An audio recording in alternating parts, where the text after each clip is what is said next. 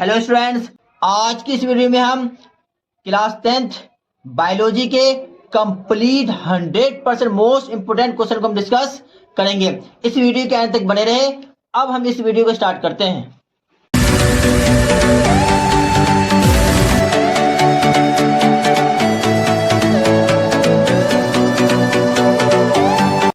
आज का मॉरल यह है कि अपने माइंड का इस्तेमाल अच्छे चीजों में करना है।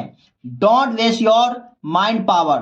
पेपर के दिनों में माइंड का पावरफुल इस्तेमाल हम लोग किसी भी सब्जेक्ट के मार्किंग स्कीम और 100% most important topics and questions को चैप्टर वाइज करने में हमें करना है।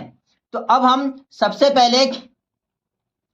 पहले मार्किंग स्कीम को हम देखेंगे। मार्किंग स्कीम बायोलॉजी का देखें तो 30 मार्क्स है। इस 30 मार्क्स का बाइफर्केशन 25 मार्क्स और 5 मार्क्स में है। 25 मार्क्स यूनिट सेकंड और 5 मार्क्स के लिए यूनिट फिफ्थ।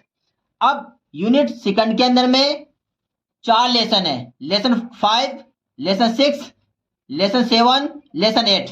लेसन 5 है हमारा लाइफ प्रोसेस यानी जैव प्रक्रम। लेसन 6 कंट्रोल एंड कोऑर्डिनेशन नियंत्रण एवं समन्वय। लेसन 7 रिप्रोडक्शन जीव जनन कैसे करते हैं, how do organism reproduce. Lesson 8 heredity आनुवंशिकता। तो ये 4 लेसन है। इन 4 लेसन से हमें 25 मार्क्स हम आसानी से प्राप्त कर सकते हैं। अब यूनिट 5 के 5 मार्क्स, इस 5 मार्क्स को लाने के लिए आर इन्वायरमेंट यानी हमारा पर्यावरण। अब हम चैप्टर वाइज 5, 6, 7, 8 और लेसन 13 का हम chapter wise 100% most important topics and questions chapter wise discuss करेंगे। सबसे पहले इन टेक्स्ट के क्वेश्चन, उसके बाद से हम इसके एक्सरसाइज, फिर उसके बाद से एक्स्ट्रा हमने कुल इस 30 मार्क्स को लाने के लिए 25 क्वेश्चन बायोलॉजी का सिलेक्ट किया है। अब हम लेसन 5 लाइफ प्रोसेसेस जैव प्रक्रम के 100% most important topics and question को हम डिस्कस करेंगे। तो सबसे पहले हम इन टेक्स्ट क्वेश्चंस को हम डिस्कस करेंगे, उसके बाद से हम एक्सरसाइज क्वेश्चन को, फिर इसके अलावा एक्स्ट्रा क्वेश्चन के अंदर में 6 क्वेश्चन हमने सिलेक्ट किए हैं, उसको हमें डिस्कस करना है। तो इन टेक्स्ट क्वेश्चंस में पार्ट 1 नो एनी क्वेश्चन, इसमें से एक भी क्वेश्चन हमने सिलेक्ट नहीं किया है। पार्ट सेकंड 1, 2, 3, 4 गोल वाला ज्यादा इंपॉर्टेंट है। सबसे पहले इसे याद करना, फिर उसके बाद से रिमेनिंग को याद करना है। Part third 1, 2, 3। Part 4 1, 2, 3, 4, 5। Part fifth 1 and 2। Exercise 5, 6, 8, 10, 11 and 12 गोल वाला ज्यादा इंपॉर्टेंट है। सबसे पहले इसको याद करेंगे, फिर जो बच गया उसको हम याद करना है। अब हम इसके 6 एक्स्ट्रा क्वेश्चन को देखते हैं। अब हम एक्स्ट्रा क्वेश्चन को जो कि 6 क्वेश्चन हमने सिलेक्ट किया है उसको डिस्कस करेंगे। क्वेश्चन नंबर 1 में हमने 6 क्वेश्चन को सिलेक्ट किए हैं। ये क्वेश्चन इन टेक्स्ट और एक्सरसाइज से लिया गया है, क्योंकि ये जो 6 है ना इन टेक्स्ट के एक्सरसाइज के, ये ज्यादा इंपॉर्टेंट है, इसलिए हमने इसको अलग से यहां पर शो कर दिया है कि what is the role of acid in our stomach, what advantage over an aquatic organism does a terrestrial organism have with regard to obtaining oxygen for respiration. Third, what are the different ways in which glucose is oxidized to provide energy in various organisms. Part 4, how is oxygen and carbon dioxide transported in human being. 5, describe the structure and function of nephron. 6, describe double circulation in human being, why is it necessary. ये exercise से लिया गया है और ऊपर के 5 question in text question से लिए गए, ये ज्यादा इंपॉर्टेंट है इसलिए अलग से हमने शो कर दिया। अब हम इसी सेम एज इट इज को हम हिंदी में देखते हैं। क्वेश्चन 1 का हिंदी में पार्ट 1, हमारे आमाशय में अम्ल की क्या भूमिका है। पार्ट सेकंड, श्वसन के लिए ऑक्सीजन प्राप्त करने की दिशा में एक जलीय जीव की अपेक्षा स्थलीय जीव किस प्रकार लाभप्रद है। पार्ट थर्ड, ग्लूकोज को ऑक्सीजन से भिन्न जीवों में ऊर्जा प्राप्त करने के विभिन्न पथ क्या है। पार्ट फोर, मनुष्य में ऑक्सीजन तथा कार्बन डाइऑक्साइड का परिवहन कैसे होता है। पार्ट फिफ्थ, विरकाणु और इसके माँ बाप ने दूसरा नाम रखा है नेफ्रॉन की रचना तथा कार्यविधि का वर्णन कीजिए। पार्ट सिक्स, हृदय से अंगों तक और अंगों से वापस हृदय में रक्त परिसंचरण यानी दोहरा परिसंचरण का वर्णन कीजिए। ये क्वेश्चन एक्सरसाइज से लिया गया। एक्सरसाइज का क्वेश्चन नंबर ये 11 है और इसके ऊपर के 5 क्वेश्चन जो है वो इंटेक्स से लिया गया। ये ज्यादा इंपॉर्टेंट है, इसे सबसे पहले याद करना है। क्वेश्चन नंबर 2 का part 1, what is photosynthesis, list event which occur during photosynthesis. Part second, what is stomata, right function of stomata. अब हिंदी में देखें तो प्रकाश संश्लेषण क्या है, प्रकाश संश्लेषण के दौरान होने वाले विभिन्न घटनाओं का वर्णन कीजिए। पार्ट सेकंड, रंध्र क्या है, कार्य लिखिए। Question number third, what are the method use by plant to get rid of their waste product. पादपों द्वारा अपनाए गए उत्सर्जन के विभिन्न तरीके की व्याख्या कीजिए। Question number 4, what will happen to a plant if its xylem is removed. Xylem को यदि पौधे से हटा दिया जाए तो क्या होगा। जाइलम का काम यह होता है कि जड़ों से पानी को पत्तियों और पौधों के दूसरे भागों तक लेकर जाना, क्योंकि जाइलम को अगर रिमूव कर दिया जाए तो ये काम क्या है, नहीं होगा। तो इसके आंसर सिंपल से हम लिख सकते हैं, if xylem of a plant is removed then conducting of water will not occur, consecutively plant will die. तो वाटर का क्या होगा, वहन नहीं होगा, यानी वाटर जड़ से पत्तियों तक और दूसरे भागों तक पत्तियों के नहीं जा पाएगा। तो अल्टीमेटली क्या होगा, प्लांट क्या होगा, मर जाएगा।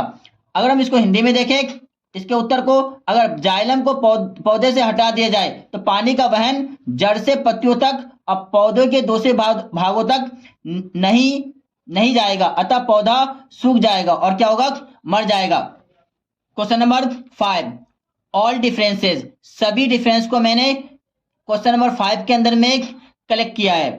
Difference between artery and when, difference between inhalation and exhalation, difference between aerobic and anaerobic respiration, difference between xylem and phloem.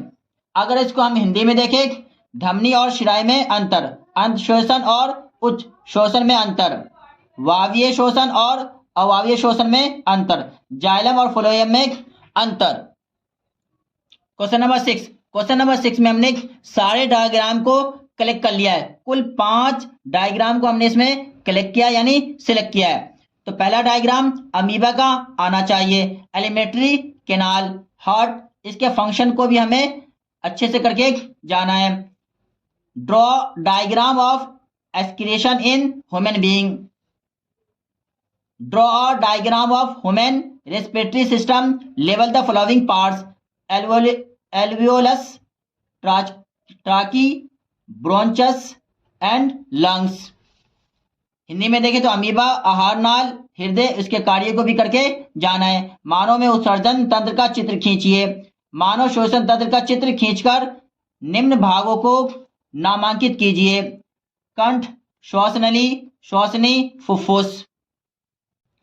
Lesson 6, control and coordination, नियंत्रण एवं समन्वय के 100% most important topics and question. सबसे पहले हम इंटेक्स क्वेश्चन को देखेंगे, फिर हम इसके बाद एक्सरसाइज देखेंगे, फिर हमने इसके अलग से 4 क्वेश्चन सिलेक्ट किए हैं। तो इंटेक्स क्वेश्चन को अगर देखें तो पार्ट 1 का क्वेश्चन नंबर 2nd, 3rd और 5th, part 2nd 1 and 3, part 3rd 2 and 3। Exercise को देखें तो 5, 6, 9, 10 and 11। अब इसके इंटेक्स क्वेश्चन और एक्सरसाइज के अलावा हमने 4 क्वेश्चन सिलेक्ट किए हैं। Draw a label diagram of neuron, तंत्रिका कोशिका, इसके माँ बाप ने दूसरा नाम रखा है न्यूरॉन का नामांकित चित्र बनाओ। Question number 2, what is reflex arc, explain with flow charts. तो रिफ्लेक्स आर्क का हमें डायग्राम भी करके जाना है। प्रतिवर्ती चाप क्या है, उदाहरण सहित समझाइए। Question number third, draw a लेवल diagram of human brain and state the function of its different parts. मानव मस्तिष्क का चित्र बनाइए और इसके विभिन्न भाग के कार्य लिखिए। डायग्राम कभी कभी आता है, बुरा वक्त कह के ना आता है, कह के नहीं आता, इसलिए इसे भी करके जाना है, लेकिन फंक्शन को जरूर करके जाना है। 1 मार्क्स में या 3 मार्क्स में आता ही आता है। क्वेश्चन नंबर 4, इंडोक्राइन ग्लैंड अंतस्रावी ग्रंथि 100%, इससे क्वेश्चन बनता ही बनता है, इसको छोड़कर तो जाना ही नहीं है। Lesson number 7, how do organisms reproduce, जीव जनन कैसे करते हैं, क्या 100% most important topics and questions. तो सबसे पहले इन टेक्स्ट क्वेश्चन और फिर इसके बाद से एक्सरसाइज क्वेश्चन, फिर इसके अलावा हमने 6 क्वेश्चन सेलेक्ट किए हैं। पार्ट 1 से 1 एंड 3, पार्ट सेकंड से 1 2 4 एंड 5, पार्ट थर्ड से 1 2 3 4 एंड 5। एक्सरसाइज का देखें तो 4 5 6 7 8 9 11, जिसमें गोल लगा हुआ है वो ज्यादा इंपॉर्टेंट है। अब हम 6 क्वेश्चन को 1 बाय 1 करके हम हिंदी इंग्लिश में डिस्कस करते हैं। Explain vegetative propagation with the help of 2 example. List 2 advantage of vegetative propagation. 2 उदाहरण की सहायता से कायिक प्रवर्धन समझाइए। कायिक प्रवर्धन के 2 लाभ बताइए। Question number 2, what is pollination, give it 2 types. परागन क्या है, इसके 2 प्रकार बताइए। Question number 3, give example of 2 bacterial and 2 viral sexually transmitted disease. यौन संचारित जीवाणु जनित और वायरस रोगों के 2 उदाहरण दीजिए। क्वेश्चन नंबर 4 का part 1, how does binary fission different from multiple fission, what is placenta and right its function. Hindi में देखें तो द्विखंडन बहुखंडन से कैसे भिन्न है, प्लेसेंटा क्या है, इसके कार्य लिखो। Question number 5, list and explain briefly any 3 method of contraception. पक्का ये क्वेश्चन आता ही आता है 3 मार्क्स के लिए। Right different method of sexual reproduction. Hindi में देखें तो गर्भ निरोधन की विभिन्न विधियां कौन सी है, आता ही आता है, पेपर में करके जाना है। पार्ट सेकंड, अलैंगिक जनन की विभिन्न विधियां लिखिए। क्वेश्चन नंबर 6, इसमें हमने सारे डायग्राम को सिलेक्ट कर लिया है। इसके part 1, draw sectional view of human female reproductive system and level the parts. चित्र की सहायता से मानव के मादा जनन तंत्र का वर्णन कीजिए। Part second, draw a longitudinal section of female reproductive parts of flower showing germination of pollen grain, label on it following. Stigma, pollen tube with a female germ cell, यहाँ मेल जर्म सेल है, यहाँ female germ cell है। निषेचन प्रक्रिया दिखाते हुए फूल के स्त्री केसर का चित्र खींचिए, और इसको हम दूसरे तरीके से भी घूमकर आ सकता है, वर्ती कागज पर परागणों का अंकुरन। डायग्राम नंबर 3, कुल 5 डायग्राम हमने सिलेक्ट किया है, जिनका थर्ड ये है, draw neat diagram of a germination seed and label on it following. Cotyledon plumule radicle. बीज का अंकुरन दिखाने के लिए एक अंकित चित्र खींचिए। पार्ट 4 यानी diagram 4, draw labelled diagram of the longitudinal section of flower. पुष्प की अनुदैर्ध्य कार्ड का नामांकित चित्र बनाइए। Diagram 5, with a set of suitable diagram describe the process of budding as seen in yeast। Yeast में मुगलन के विभिन्न चरण समझाइए। अब मैं इसका आंसर को बताऊंगा, क्योंकि ये ना एनसीईआरटी की बुक में है ना मेरे नोट्स में अवेलेबल है। इसके पहले के सारे आंसर, सारे डायग्राम क्या है, हमारे नोट्स में अवेलेबल है। और ये ऐसा क्वेश्चन है जो पेपर में आता है, लेकिन ये बुक के अंदर में नहीं है। हम इसके आंसर को देखें तो इसमें सबसे पहला डायग्राम है यीस्ट कोशिका, यीस्ट सेल, कुछ इस तरह से इसका फॉर्मेशन है।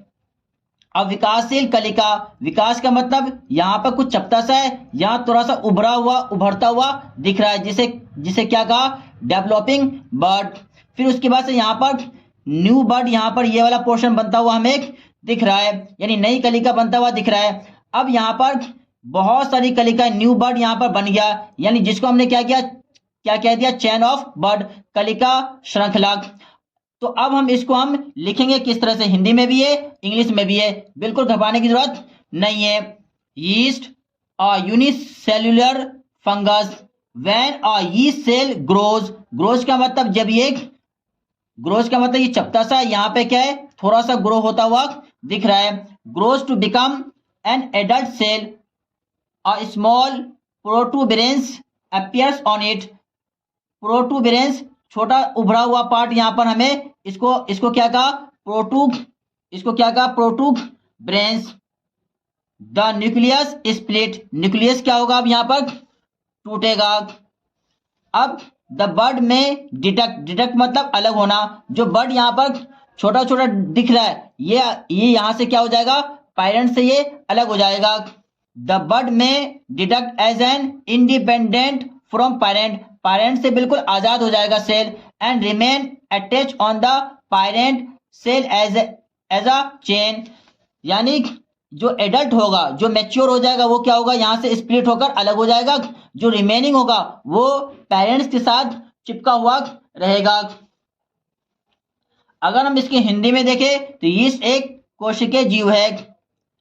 मुकुलन के दौरान वयस्क कोशिका के ऊपरी भाग में एक छोटा सा उभार दिखाई देता है, छोटा सा यहाँ पे क्या है, उभार दिखाई पड़ रहा है। इसका आकार धीरे धीरे बढ़ता है, इसका आकार यहाँ पर थोड़ा सा फिर ये बढ़ा, फिर उसके बाद से यहाँ बढ़ता चला गया, इसका आकार धीरे धीरे बढ़ता है। कलिका के सिर पर एक और कलिका दिखाई देती है, अतः यीस्ट कोशिका का एक श्रृंखला बन जाता है। कलिका के सिर पर एक कलिका दिखाई देता है, तो यहाँ पर कलिका के सिर पर एक और कलिका दिखाई देता है। तो इस तरह से यीस्ट कोशिका का श्रृंखला बन जाता है। बहुत सारी इस तरह से श्रृंखला बनता हुआ आपने डायग्राम के अंदर में देख लिया। लेसन 8 हेरिडिटी, आनुवंशिकता के 100% most important topics and questions. तो सबसे पहले हम इन टेक्स्ट को देखेंगे, उसके बाद से हम एक्सरसाइज को देखेंगे, उसके बाद से हम इसके अलावा 4 हमने मोस्ट इंपोर्टेंट क्वेश्चन सिलेक्ट किए हैं, उसको हम शो करूंगा। तो इन टेक्स्ट के अगर हम देखें तो पार्ट 1 से 1, पार्ट सेकंड से 1 2 3 और 4। एक्सरसाइज के अंदर में एक ही क्वेश्चन हमने सिलेक्ट किया है, जिसको मैंने इंग्लिश में भी लिखा है और हिंदी में भी लिखा है। इसके आंसर को इंग्लिश में भी लिखा है, फिर इसके हिंदी में भी इसके आंसर को मैंने लिख दिया है इजी मैनर में। How is the equal genetic contribution of male and female parents insured in progeny. प्रश्न हिंदी में, संतति में नर एवं मादा जनकों द्वारा उत्पन्न आनुवंशिक योगदान में बराबर की भागीदारी किस प्रकार सुनिश्चित की जाती है। अब हम इसके सॉल्यूशन की ओर मूव करते हैं। तो अगर हम इसके आंसर की ओर देखें तो when the gametes of male and female parents fuse, तो गैमेट्स मेल के अंदर में जो गैमेट्स होता है वो क्या होता है, वो स्पर्म होता है, और फीमेल के अंदर में गैमेट जो होता है वो ओवम होता है। जब स्पर्म और ओवम दोनों आपस में मिलते हैं तो इसको हम क्या कहते हैं, फ्यूज कहते हैं। तो लिखा हुआ है when the gametes of male and female parents fuse with each other during sexual reproduction the zygote is formed. तो जब ये फ्यूज होता है तो इसके बाद से क्या होता है, जाइगोट का निर्माण होता है, जाइगोट इज फॉर्म्ड। तो half means 23 of genetic material comes from males and half in 23 comes from female। तो जनरली क्रोमोसोम अगर देखा जाए तो 46 होता है, तो 23 मेल से आता है, 23 फीमेल से आता है। In this way equal genetic contribution of male and female parents insured in progeny, यानी बच्चे के जन्म में मेल और फीमेल का इक्वल जेनेटिक कंट्रीब्यूशन होता है। अगर हम इसको हिंदी में देखें तो लैंगिक प्रजनन के समय जब नर व मादा युग्मक संलयन करते हैं, नर और मादा जब दोनों मिलते हैं तो निषेचन का निर्माण होता है, यानी स्पर्म यानी शुक्राणु, शुक्राणु मेल का और अंडाणु फीमेल का आपस में जब मिलते हैं तो ये क्या करते हैं, जाय ये इसको क्या कहते हैं हम, संलयन कहते हैं। संलयन। इसके बाद से संलयन के बाद क्या होता है, निषेचन होता है। निषेचन होता है। तो लैंगिक प्रजनन के समय जब नर व मादा युग्मक संलयन करते हैं तो निषेचन का निर्माण होता है। आधा यानी 23 अनुवांशिक गुण नर से और आधा मादा से। अतः संतति में यानी बच्चे में नर और मादा जनकों द्वारा अनुवांशिक योगदान में बराबरी की भागीदारी सुनिश्चित की जाती है। अब 4 क्वेश्चन जो एक्स्ट्रा हमने सिलेक्ट किए हैं उसको हम शो कर रहे हैं। Question number 1, show cross between tall, it means capital T plant and dwarf plant यानी स्मॉल टी। मटर के लंबे पौधे कैपिटल टी और बौने पौधे यानी स्मॉल टी की संकरण क्रिया दिखाइए। ये क्वेश्चन घूम के इस तरह से भी आ सकता है। If we cross bred tall यानी dominant pea plant with pure bred dwarf recessive pea plant, we will get plant of F1 generation. If we know self cross the P plant of F1 generation, we obtain P plant of F2 generation. तो simple सा ये कह रहा है कि F1 generation उसके बाद से F1 का हमने सेल्फ पॉलिनेशन किया तो F2 जनरेशन हमें मिल गया। तो इससे हमें कोई मतलब की चीज नहीं है, बस कुछ क्वेश्चन यहाँ पे दिए हुए उसके हमें क्या करना है, आंसर देना है। तो what do the plants of F1 generation look like, F1 generation का प्लांट लुक लाइक कैसे दिखता है, ऑल क्या है, टॉल प्लांट होता है, ऑल टॉल होता है। अगर सेकंड को देखें, state the ratio of the tall plant to dwarf plant in F2 generation, F2 generation के अंदर में अगर रेशियो को देखें तो 3:1 होता है। Third, state the type of plants not found in F1 generation but appeared in F2 generation, right the reason for the same. जो F1 में नहीं है लेकिन F2 में है वो क्या है, डॉट प्लांट है। अब क्वेश्चन नंबर 1 को हम हिंदी में देखते हैं। मेंडल ने जिस जीव के साथ प्रयोग किया उसकी लंबी और बौनी किस्मों के जनन से संति F1 और F2 के बारे में व्याख्या कीजिए। पहले F1 F2 के हमें ऑब्जर्वेशन को यहाँ पर लिख देना है। F1 पीढ़ी के पौधे दिखने में कैसे लगते हैं, सभी लंबे। पार्ट 2, F2 पीढ़ी में भिन्न लक्षणों का प्राप्त अनुपात बताइए। अनुपात क्या है इसका, 3:1। पौधों का प्रकार बताइए जो F1 में नहीं है लेकिन F2 में है, वो कौन सा है, बौना पौधा, जो कि F1 में नहीं है लेकिन F2 के अंदर में है, क्योंकि F1 में सारे लंबे पौधे होते हैं। Question number 2, define variation and state of variation importance, variation के इंपोर्टेंस को बताना है। विभिन्नता किसे कहते हैं और विभिन्नता के लाभ बताइए। Question number 3, rules for inheritance of traits. Part 2, why Mendel's has chosen garden pea for experiment.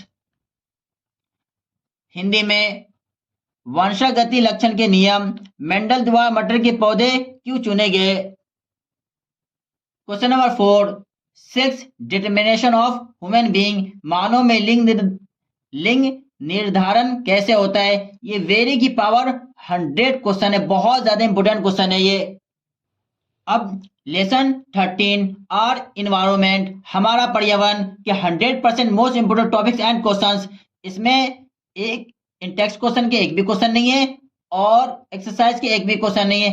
कुल हमने 4 क्वेश्चन सिलेक्ट किए, बस इतना ही करके जाना इस 5 मार्क्स को लाने के लिए, क्योंकि ये जो हमारा 13 चैप्टर है वो 5 मार्क्स का, ये 5 मार्क्स 4 क्वेश्चन। तो आओ क्वेश्चन नंबर फर्स्ट को हम देखते हैं 1 मार्क्स के लिए। In the following food chain 20 joule energy was available to the hawks, how much would have been present in the plant.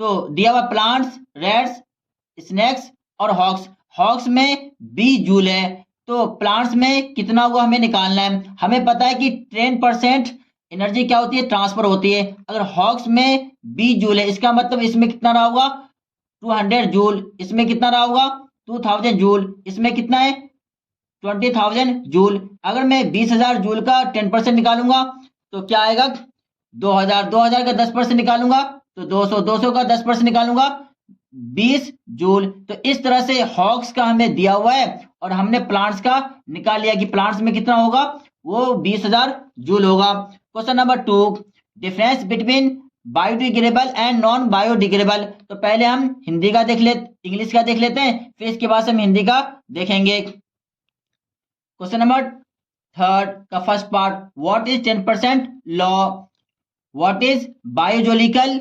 Magnification, will the levels of this magnification be different at the different level of ecosystem। Question number 4, क्योंकि ये question एक ही category के, इसलिए मैंने question 4 के अंदर में 3 question contain कर लिया है। Why is damage to ozone layer a cause for cancer? What steps are taken to limit this damage? Part second, what is ozone and how does it affect any ecosystem? What is ecosystem? What is the role of decomposers in the ecosystem? Question number 5, what is trophic level? Give an example of food chain and state different trophic level in it। अब अगर हम हिंदी में देखें question number 1 को, तो सूर्य से पौधे को प्राप्त ऊर्जा की मात्रा 2000 जूल है। निम्नलिखित आहार श्रृंखला में शेर को प्राप्त ऊर्जा की मात्रा निकालिए। पौधे, हिरन, शेर। तो हमें क्वेश्चन में गिवन है 20,000 जूल है, तो 2000 जूल हमें क्वेश्चन के अंदर में ही दिया हुआ है। तो इसका 10% निकालेंगे तो 200, इसका 10% निकालेंगे तो 20 जूल। तो शेर के अंदर में हमने आसानी से निकाल लिया। ये 1 मार्क्स का क्वेश्चन जनरली आता है पेपर के अंदर में, और कभी कभी 2 मार्क्स का भी आ जाता है। क्वेश्चन नंबर 2, जय निम्नीकरण और अजय निम्नीकरण पदार्थ में अंतर बताइए। क्वेश्चन नंबर 3, 10% नियम क्या है, जैविक आवर्धन क्या है, क्या क्या पारितंत्र के विभिन्न स्तरों पर जैविक आवर्धन का प्रभाव भी भिन्न भिन्न होता है। बहुत इंपॉर्टेंट क्वेश्चन है। क्वेश्चन नंबर 4, ओजोन परत की क्षति चिंता का विषय है। इस कथन का औचित्य सिद्ध कीजिए। इस क्षति को सीमित करने के 2 उपाय सुझाइए। क्वेश्चन 4 का सेकंड पार्ट, ओजोन क्या है तथा यह किसी पारितंत्र को किस प्रकार प्रभावित करता है। पार्ट 3, पारितंत्र में अपमार्जन की क्या भूमिका है। क्वेश्चन नंबर 5, पोषक स्तर क्या है, एक आहार श्रृंखला का उदाहरण दीजिए तथा इसमें विभिन्न पोषक स्तर बताइए। अगर आपको हमारी वीडियो पसंद आ रही है तो, और मेहनत हमारी पसंद आ रही है, तो वीडियो को लाइक, सब्सक्राइब और अपने दोस्तों को शेयर करना न भूलें।